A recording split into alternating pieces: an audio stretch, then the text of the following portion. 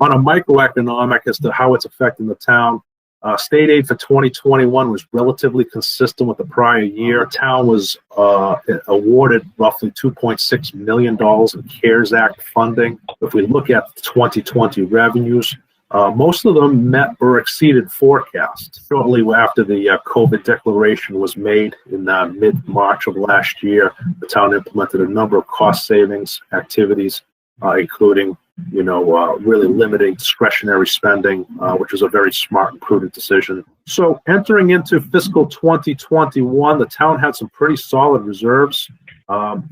Free cash was certified at roughly $4.6 million. You had $5.3 million in stabilization funds. While this is restricted, we do like to highlight the fact that the town has socked away $3.5 million into its OPEB trust, which is a very prudent decision for the future.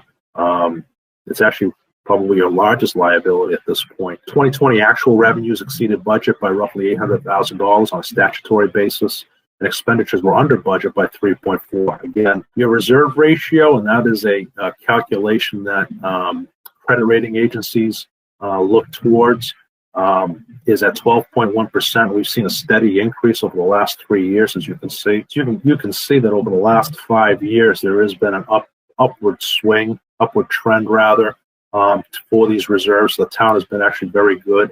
Over a 5-year compound annual growth ratio is roughly 24% in your general fund balances. Some of the more critical items dealt with networks security. I've been involved in a number of investigations for phishing scams, and the sophistication of these fraudsters has gotten far better than it had been in the past. I've spoken to your town accountant, and I do believe that the assistant town accountant has been tasked with putting together a repository, a central repository for this information.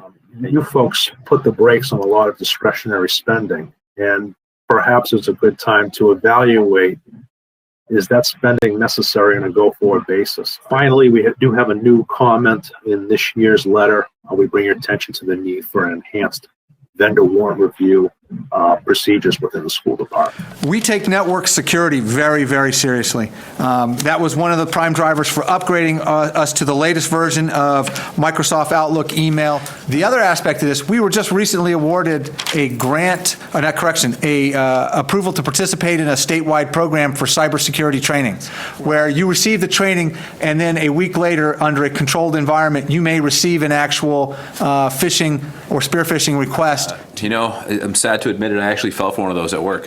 When you're in a rush and you're getting like 1,000 emails at any one time, I clicked on it. Like, it was just like this is from your manager, and the name looked like my manager. And then after I clicked it, I was like, oh, shoot. So I'm glad we're doing that, because it makes you think, it could happen to anybody. I felt kind of foolish afterwards, but I noticed that the net pension liability went up dramatically, like nearly 3x from 2018 to 2019, and then went down in 2020. And I'm just curious what drove that. When I saw that, when I wrote this in the first place, I had to do a double take myself. In 2018, there were a number of changes in the assumptions between 18 and 19, actuarial changes in assumptions that caused that to really spike up high. You folks had one of the highest, what's referred to as discount rates in the state. When that was brought down, that had some serious consequences. I move to accept the report of the town auditor. Yes, I keep a point vote yes, 9-0, accepting the audit report.